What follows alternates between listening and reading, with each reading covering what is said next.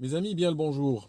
Dans cette vidéo et les vidéos passées, je suis en train de creuser avec vous sur cette partie de l'islam sur laquelle il y a une omerta et un silence sidérant.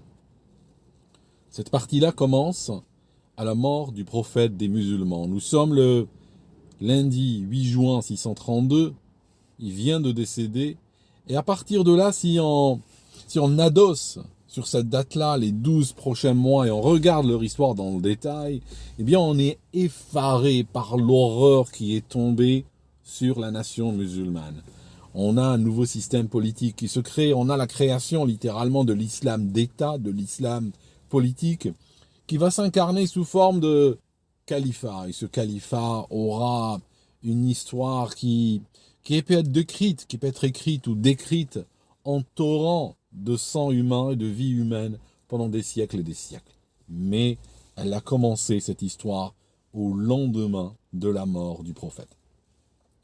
Ce qui va se passer comme horreur est décrit dans les livres, mais il est interdit de lire ces livres. Ces livres-là décrivent avec moult détails les horreurs. Mais si aujourd'hui vous êtes étudiant dans une université et vous voulez faire une thèse d'histoire ou une thèse d'islamologie en parlant de cette période, eh bien, très vraisemblablement, votre directeur de thèse va vous rejeter le sujet. Il va vous dire, allez étudier autre chose.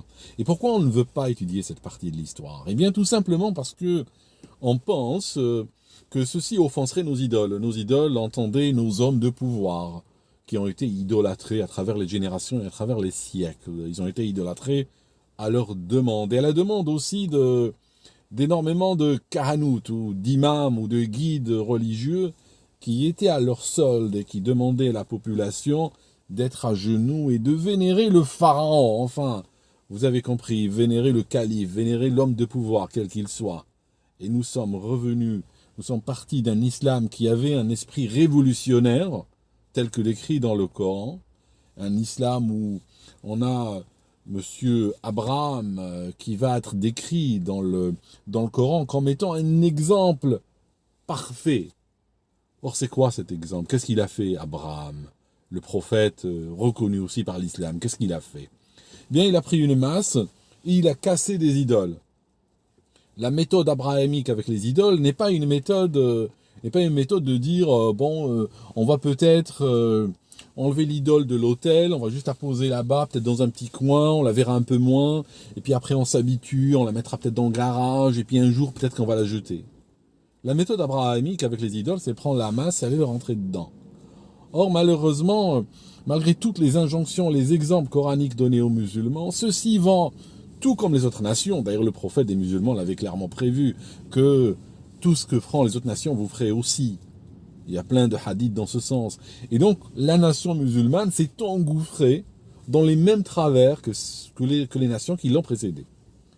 En tout cas, pour revenir à notre histoire, nous sommes dans les semaines, dans les mois suivant la mort du prophète. On a Abu Bakr, qui était le calife de l'époque, qui était le premier calife, qui va recruter Monsieur Khalid ibn al-Walid. Il va le recruter comme une sorte de général d'armée ou comme une sorte de mercenaire. Khalid ibn al-Walid est vénéré, bien entendu. Si vous vous rappelez le texte d'Albert Pike, vous allez savoir que quand on vénère les hommes de pouvoir, on vénère quoi? On vénère leurs mercenaires, on vénère leurs femmes, leurs serviteurs, on vénère leurs chiens, leurs chevaux, même leurs prostituées. C'est ça, la vénération, elle a ceci de particulier, c'est qu'elle coule. Quand on vénérait les pharaons, on vénérait pas seulement le pharaon, on vénérait le cuisinier du pharaon, le chat du pharaon. D'accord? Tout ce qui vient du pharaon est vénérable. Dans un musée en Corée du Nord, il y a une guitare. Dans un musée qui est pour le leader suprême, qui est une divinité là-bas, eh bien, il y a une guitare. Cette guitare, qui est montrée aux touristes et aux visiteurs, a été vue par le leader. Vous avez bien entendu. C'est pas que le leader a pris la guitare, il a joué avec. Non, non, non. Il passait un jour, il y avait une guitare, il l'a vue. Cette guitare est devenue suffisamment importante, suffisamment significative, suffisamment sacrée pour finir dans un musée et être présentée aux gens. dans la nation musulmane, ce genre de travers sont aussi omniprésents. Donc c'est pour ça que je n'aimerais pas d'un côté qu'on critique juste les musulmans sans dézoomer un petit peu et regarder une critique de l'humanité, de la race humaine telle qu'elle est, et qui a subi justement le diktat d'hommes de pouvoir qui se sont fait passer pour des divinités. Alors, Monsieur Khalid al-Walid, en tant que général d'armée, en tant que mercenaire, va demander à des tribus de Bédouins de l'accompagner pour aller chasser le non-musulman ou l'apostat. Par apostat, comprenez ces tribus qui ne voulaient pas reconnaître le califat, qui ne voulaient pas reconnaître ce nouveau pouvoir. Ils n'avaient jamais entendu parler de ça. Pour eux, il y avait Maldon, oui, le prophète, on l'aimait bien, on était proche de lui, on le supportait, on le soutenait, on croit à son message. Mais il est mort maintenant. On peut continuer sur son message, mais c'est quoi ce pouvoir? C'est qui ces gens? Eh bien, pour ceci, pour ce genre de questionnement, ils ont été condamnés à mort et pourchassés. Monsieur Ibn al-Walid va prendre des tribus, et comme il n'avait pas de quoi les payer, il va prendre des tribus de Bédouins, parce qu'il avait besoin d'hommes de main. Comme il n'avait pas de quoi les payer, il leur a dit: vous vous payez en nature, vous venez avec moi. Dès qu'on trouvera le mécréant ou l'apostat, on va le tuer, on prendra ses biens, on prendra ses bêtes, on prendra tout ce qu'il possède, ses possessions, on prendra ses femmes, et puis je partage avec vous. Donc c'est pour ça que ces Bédouins l'avaient accompagné. Donc, ici, Monsieur Khalid ibn al-Walid va rencontrer Monsieur Ibn Nuwayra, qui était un des compagnons du prophète à un moment donné. Mais après, il a été accusé, bien sûr, et on va voir dans quel contexte, il a été accusé d'avoir commis le crime d'apostasie. On va regarder. Donc, on a le mercenaire ou le général qui est en train de parler au compagnon du prophète. Et voici ce que dit le compagnon du prophète.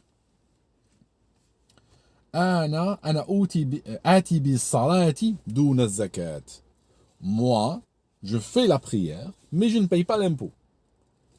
Et nous sommes littéralement dans les semaines, dans les mois, après la mort du prophète. Je veux dire, on est déjà en train de parler d'argent, on est déjà en train de parler d'impôts. Alors qu'on n'a même pas réglé les autres questions. Ben déjà, l'argent et le pouvoir s'imposent. Alors, le général d'armée va lui répondre: أما علمت أن الصلاة والزكاة معا لا تقبل واحدة دون الأخرى.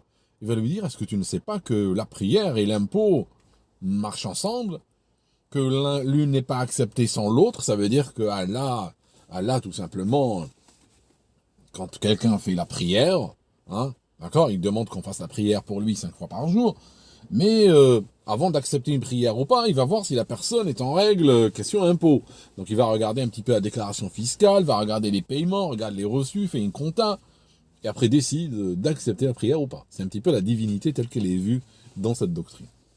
Alors, la tuqbal wahidatan dun al-ukhra, l'une n'est pas acceptée sans l'autre.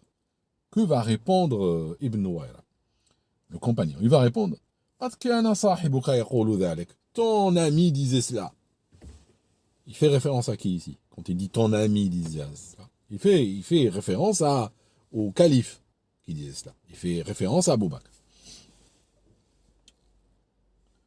Et puis le général d'armée ou le mercenaire va répondre: Walam tarahu laka sahiban, et il n'est pas ton ami à toi.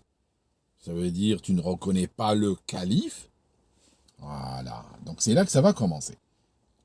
Wallahi laqad hammimtu an adriba unuqak. Il jure: au nom d'Allah, je vais frapper ton cou. Thumma tahawara tawilan. Et après, l'auteur ici, Monsieur Dahabi, nous dit: ils ont discuté pendant un long moment. Alors en général, je vous dis un truc. Quand ils disent, ils ont discuté un long moment, vous voyez des figures de cette sorte dans certains livres, généralement c'est l'auteur qui s'est auto-censuré. Donc généralement il y a un échange, et justement, il a préféré cacher l'échange parce qu'il portait peut-être mettait le califat sous un mauvais jour. Donc en général, il va l'éliminer. La manière un petit peu de lutter contre ça, c'est tout simplement de comparer les mêmes histoires dans plusieurs livres. Parce que, en réalité, même si personne ne racontait entièrement l'histoire, chacun allait enlever un petit bout, mais comme il n'enlevait pas toujours le même bout, eh bien, en rapprochant les histoires, et aujourd'hui, l'avantage avec Internet et l'outil informatique et tout ça, c'est qu'on arrive réellement à chercher au travers beaucoup de livres, et puis aligner les histoires, et là, on arrive à composer quelque chose de plus complet. En tout cas, on continue.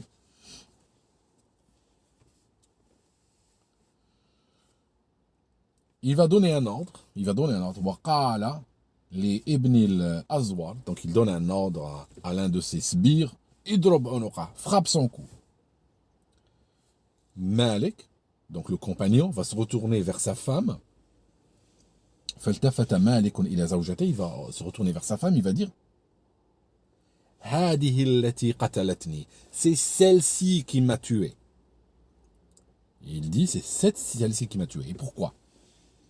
Parce que le livre va nous dire Wa kanat fi ghayatil jamal, elle était extrêmement belle. Donc en fait, quand Khalid ibn al-Walid et les Bédouins qui viennent avec arrivent et trouvent Abu Nuwayra, et puis vont trouver Ibn Nuwayra et trouvent cette jolie femme avec lui, eh bien c'est clair que là, il n'allait pas partir vivant. Donc, Khalid, le mercenaire, va répondre Bel Allahu qatalak bi ruju'ik an al-islam. C'est Allah qui t'a tué pour avoir apostasié l'islam. D'accord? Et c'est pour ça qu'on a appelé, Khalid ibn al-Walid, quand vous regardez les livres d'Ibn Taymiyyah et autres, Khalid ibn al-Walid est appelé l'épée d'Allah. L'épée d'Allah. Alors je vais vous dire un truc, juste entre nous. D'accord? Un truc personnel. J'arrête la vidéo, je mets juste une petite parenthèse. Moi, je crois en Dieu, d'accord? Je crois en Dieu. Profondément, je crois en Dieu parce que je l'ai vu œuvrer dans ma vie. Je l'ai rencontré, je l'ai vu. D'accord? Donc, j'y crois. Je ne peux pas dire que je ne l'ai pas vu. On ne peut pas le voir. On peut, vous savez, quand on est juste assis comme ça sur un sofa, on peut croire des choses sur le plan intellectuel, et puis le lendemain, on peut oublier ce qu'on a cru la veille, ou on peut peut-être même changer d'opinion. Mais quand on voit des choses œuvrer dans sa vie, on peut plus après dire non, je l'ai pas vu, ça n'a pas existé. D'accord? Même si on va juste à la plage, on peut pas ne plus croire qu'on a été à la plage. Donc quand on voit une œuvre dans sa vie, on est obligé d'y croire. Donc je crois en Dieu. Néanmoins, le Dieu auquel je crois n'a pas besoin d'une épée, n'a pas besoin d'un mercenaire brandissant une épée pour le défendre. Ça, c'est déjà le premier point. D'autant plus qu'il est où le mercenaire maintenant? Il est où? Il est mort. Ça signifie que le Dieu qui a besoin d'un mercenaire avec une épée, eh bien, il est nu maintenant. Il n'a plus d'épée. D'accord? C'est ça qui est extraordinaire. C'est que maintenant, voilà, il y a des gens qui vénèrent un Dieu dont le défenseur est mort. Bon, continuons. Qal, donc le compagnon du prophète dit Ana ala l'islam, je suis musulman. Faqal, et donc le mercenaire va dire Idrub unuqa, tue-le, frappe son cou. Donc il va insister auprès de son... Parce qu'en fait, le sbire, il est là avec son épée, il est un petit peu interdit comme ça, il sait pas trop quoi faire. Il voit ce débat, parce qu'on lui a dit d'aller tuer des non-musulmans, puis il voit le type devant lui, bon, il dit clairement qu'il est musulman, tout ça, donc il est un petit peu, il sait pas trop quoi faire. Maintenant, il obéit à son général. Donc le Khalid ibn al-Walid va lui dire, Idrub unuqa, vas-y, frappe son cou, et puis bien sûr, fa daraba unuqa. Il a été tué. وجعل رأسه أحد أثافي قدر طبخ فيها الطعام. Et il a utilisé sa tête comme l'un des supports d'une bouilloire dans laquelle il a cuisiné ce soir-là. Il a cuisiné de la nourriture. Pour vous dire que la presqu'île arabique a subi un martyre au lendemain de la mort du prophète, un martyre tellement abominable que ces torrents de sang rejaillissent sur nous jusqu'à aujourd'hui par le culte de ceux qui soutiennent des gens comme Khalid ibn al-Walid, qui se matérialisent comme des zombies à notre époque, et parfois en hurlant Allahu Akbar, écrasent des gens avec des voitures, se font sauter, attaquent des civils et tout ça. C'est pas par hasard que je vous parle de ça. C'est des horreurs, parce que Khalid ibn al-Walid, jusqu'à maintenant, il y a des maternités, des maternelles, des écoles qui portent son nom. Juste pour vous dire, voici ce que nous dit le commentateur du livre, tout en bas, en marge, en bas, il va nous dire quelque chose. Là, sur ce passage du support des bouilloires. لعل هذه من جملة الافتراءات على سيف الله المسلول Khalid ibn al-Walid. Probablement, ou peut-être, il dit pas probablement, il dit peut-être que ceci est une des choses fausses qu'on a racontées, des allégations qu'on a faites au sujet de l'épée d'Allah, l'épée brandie d'Allah, Khalid ibn al-Walid. D'accord? Bon, je vais vous dire un truc. Ces livres sont publiés, d'accord, sont partagés, échangés depuis des siècles. Personne n'est jamais venu dire que le contenu était faux. Personne n'est jamais venu dire que ces livres racontent n'importe quoi. C'est seulement maintenant qu'on commence à développer une sensibilité pour cela et que ces choses s'étalent sur la place publique, que les livres sont disponibles sur Internet et sont critiqués par des millions de canaux. Alors seulement là qu'on commence à dire oui, peut-être qu'on a raconté des choses fausses sur Khalid ibn al-Walid. Bon, je vais vous dire un truc. Parenthèse dans cette vidéo, je vais vous dire un truc. Hein, on fait des crochets, on revient dans la vidéo. Cette ligne de défense, faites très gaffe mes amis. J'aimerais vous dire, faites très très attention sur cette ligne de défense. Je sais que Khalid ibn al-Walid a ses avocats, et je sais que beaucoup vont venir le défendre sous les commentaires. Maintenant, quand on viendrait le défendre sous les commentaires, j'aimerais que vous me dites une chose, s'il vous plaît. Ouvrez votre commentaire avec le texte suivant, qui montrera que vous avez écouté la vidéo, que vous êtes vraiment aligné avec ce que nous sommes en train de faire comme démarche intellectuelle honnête. Dites-moi si vous avez lu son histoire, sa biographie, ou dites-moi si vous ne l'avez pas lu du tout, mais que vous le vénérez en tant qu'idole. Ça veut dire qu'il y a deux choses. Moi, j'étais enfant, on m'a dit que Khalid ibn al-Walid était un chic type, et quand on parlait de lui autour de moi, on disait « Radiallahu anhu, qu'Allah l'agrée » et tout ça. Bon, moi, je ne l'ai pas rencontré, je ne l'ai pas vu, mais ni mes parents, ni mes arrière-grands-parents, ni ceux d'avant. Donc, la seule chose que nous avons tous comme nous sommes, que nous soyons pro ou anti ce gars, la seule chose que nous avons, c'est les textes. D'accord? C'est les textes qui parlent de lui. Ok. Maintenant, il y a des gens qui le soutiennent sous forme d'idole. Ça veut dire qu'ils n'ont même pas lu les textes à son sujet, juste il y a son nom et son genou devant, comme si c'était un pharaon. Bon, c'est une orientation religieuse comme une autre. On a les gens qui le soutiennent, et ça, ce sont les gens qui, justement, ces imams de haine, ces imams de mort qui entraînent des jeunes vers les groupes terroristes, ceux-là connaissent l'histoire, agréent l'histoire, sont d'accord avec ce qu'il a fait, et partagent les valeurs qui sont les siennes. Et ceux-là, justement, c'est ceux-là qui travaillent dans la tête, qui travaillent dans la tête des jeunes, hein, des petits abrutis de cité et autres, et puis les entraînent dans ce chemin-là. Néanmoins, je voulais vous dire un danger qui vous guette, dans la ligne qui consiste à dire ce qu'on a raconté sur lui est faux. Ok. Vous connaissez, il y a une doctrine, et j'ai des amis qui croient en cette doctrine. Moi, j'y crois pas, mais j'ai des amis qui croient en cette doctrine et qui la défendent avec beaucoup d'habileté. Voici leur doctrine. Elle dit, ou leur théorie, elle dit que l'islam a été créé par le califat omeyyade et après perfectionné par le califat abbasside et puis les califats suivants. Ils disent que le prophète des musulmans n'a pas existé, que ses compagnons, ses gens, ses histoires sont toutes fausses. Elles n'ont jamais existé. C'est des légenderies qui ont été créées par des auteurs payés par les différents groupes ou les différentes maisons de califes pour créer une religion qui permettra de donner de l'unité à la nation. Vous voyez leur théorie? Donc, les livres qui parlent de Khalid ibn al-Walid, eh bien, les mêmes livres qui parlent de lui, qui disent qu'il a existé, qui nous permettent de savoir qu'il a existé, ces livres-là disent que c'était un satanique. D'accord? Dans sa manière de traiter les gens, la manière de massacrer et la manière de jouer avec les organes de leur corps et tout ça. Donc, si vous dites que c'est pas vrai, on a dû prétendre des choses sur lui, d'accord? Eh bien, on enlève tout le texte, on blanchit toute la page, on prend un stylo, on barre toutes les lignes, mais après le livre est vide. D'accord? À partir de là, on revient à la théorie qui dit que l'islam a été inventé par les califes omeyyades et abbassides. Vous voyez ce que je veux dire? Très dangereux cette ligne de défense. Ok, on continue. Surtout qu'il ne s'agit pas d'un détail. On n'a pas une autre histoire, on n'a que ça comme histoire pour lui. Ok. Tumma, on continue l'histoire, on n'a pas fini. Je tourne la page, là j'étais à la page 24 du tome 2. Donc là je vais tourner à la page 25, que je vous donne en téléchargement d'ailleurs. Pendant très longtemps, mes amis. C'est ça le truc. C'est que pendant très longtemps, ces livres n'étaient pas disponibles parce qu'ils étaient imprimés sous forme de mujalladat. C'est des gros livres couverts de cuir et de dorure et tout ça qui coûtent extrêmement cher. Vous avez certains livres, regardez par exemple Tarikh Dimashq d'Ibn Asakir, l'histoire de Damas d'Ibn Asakir, ça vous prend un rayon entier dans une bibliothèque. Donc il y a énormément de tomes. Certains livres font 50 tomes et plus. Imaginez que c'est 50 € le tome. Vous l'achetez, c'est 2500 €. D'accord?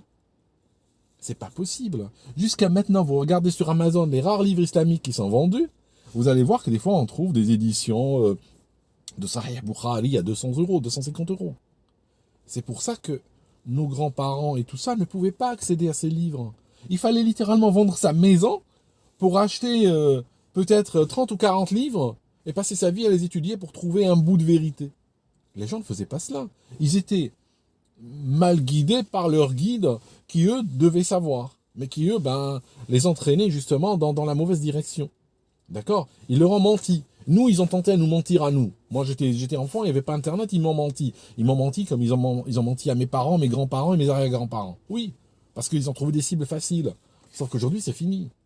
Rien que Islam Doc, où je partage aujourd'hui plusieurs centaines de livres, il y en a probablement pour 1 million d'euros de livres sur Islam Doc. Si quelqu'un devait les acheter aujourd'hui, c'est le prix qu'il aurait dû payer. D'accord? Et il y en a d'autres qui arrivent, et d'autres, et d'autres, et d'autres. Je suis en train de les trier, je suis en train d'en rajouter quasiment tous les jours. D'accord? On a tourné la page. Thumma tazawwaja Khalidun bil mar'a. Ça signifie Khalid, le mercenaire, s'est marié avec la femme. La jolie femme dont on a parlé, il s'est marié avec elle, il a couché avec elle le premier soir. En fait, c'est pas marié avec elle, il l'a violée. Il a tué son mari, il l'a violée. Devant le corps de son mari.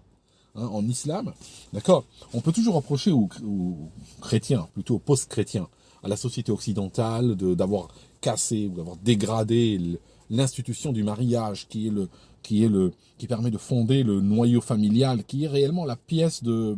Si on regarde une ruche d'abeilles, eh bien, le noyau, la cellule familiale, c'est la cellule de cette ruche, la ruche étant la nation. On peut reprocher aux Occidentaux d'avoir fait cela. Mais regardez-moi cette tezkiya. Tezkiya, c'est une façon de dire, de vouloir préserver l'honneur d'eux. Depuis quand on peut, en islam, se marier avec une femme dont le mari n'a pas encore été enterré? Depuis quand? Il a violé la femme. D'accord? Qu'on est d'accord avec ça. Donc, et il y a même un poète qui a écrit quelques vers. Il y avait une longue histoire d'amour avant cela. Ça signifie en fait, Khalid ibn al-Walid connaissait Monsieur ibn Wayra, il le connaissait, et donc il voyait sa femme régulièrement passer, et c'était une femme qui depuis assez longtemps l'intéressait. Là il a trouvé l'occasion, il a déclaré le mari apostat, il l'a tué, violé la femme, c'est carré. Donc, l'histoire est racontée selon plusieurs sources, chaque fois avec des détails différents, mais en tout cas, quand ils ont tué Monsieur Ibn Wayra, ils ont tué aussi un groupe de gens qui étaient avec lui. Ils ont tué plusieurs hommes qui étaient avec lui en ce moment-là. فركب أبو قتادة فرسه وسار قبل أبي بكر. Monsieur Abu Qatada, c'est un de ceux qui raconte cette histoire, a assisté à ce crime odieux. Il était avec Khalid ibn Walid. Il a assisté à ce crime odieux. Il est monté sur son cheval et il a foncé vers Abu Bakr. Et voilà ce qu'il a dit. Il a dit Inni nahaytu Khalidan fataraka qawli. Il a dit j'ai dit à Khalid ibn Walid de ne pas faire ça, de ne pas commettre ce crime, mais il l'a commis. Pourquoi? Ça c'est très important. وأخذ بشهادة الأعراب الذين يريدون الغنائم. Et il a écouté les témoignages ou les avis des bédouins qui voulaient du butin. Pourquoi? Parce que il a pris des bédouins du désert, arabes. Il a pris des bédouins, des désespérados. Il leur a dit, venez avec moi, on a l'ordre du calife de trouver les apostats, ceux qui ne reconnaissent pas le calife. Donc, et puis on s'en occupera, on leur réglera leur compte. Et à ce moment-là, effectivement, ils sont partis dans des orgies de crimes et de mutilations, et de viols et tout. Voilà. Faqama Omar. Donc s'est levé Omar ibn al-Khattab, qui allait devenir plus tard le deuxième calife. Il a dit, Ya Aba Bakr, fi sayfi Khalidin rahqan, wa inna hada lam yakun haqqan. Donc, il a commencé à lui dire, il a commis de l'injustice. Il a commencé à critiquer, Khalid ibn al-Walid en disant que c'est une horreur qu'il a commis et c'est de l'injustice. Et que s'est-il passé? Fasakata Abu Bakr. Abu Bakr, le premier calife, s'est tu. Il s'est tu, il n'a rien dit. Il a posé sa tête, il s'est tu. Pourquoi? Parce que, tout simplement, c'est lui qui a envoyé Khalid ibn al-Walid, et c'est lui qui lui a donné, c'est à travers tous les livres, les ordres de tuer un maximum de gens qui ne le reconnaissent pas en tant que calife. Donc, forcément, il se tait. Il va faire quoi? Il va punir son premier mercenaire, le mercenaire en chef? Non, voilà. Alors c'est une histoire, bien entendu, que je vous raconte ici, qui n'est pas racontée, qui est écrite. Elle est écrite tout plein les livres les plus reconnus, les livres des maîtres de la sunna, d'accord? Elle est transcrite noir sur blanc, comme je viens de vous montrer, et des livres d'ailleurs de gens qui sont très pro-califat au fond, hein, d'accord? Voilà. Mais on n'en parle pas, on se tait, et malheureusement en n'en parlant pas, on va donner la main, on va laisser la donne entre les mains des gens qui se servent de cette historique-là et qui vont perpétuer sa tradition et perpétuer la tradition de ces assassins jusqu'à nos jours. Merci mes amis d'avoir écouté et on se voit dans une autre vidéo.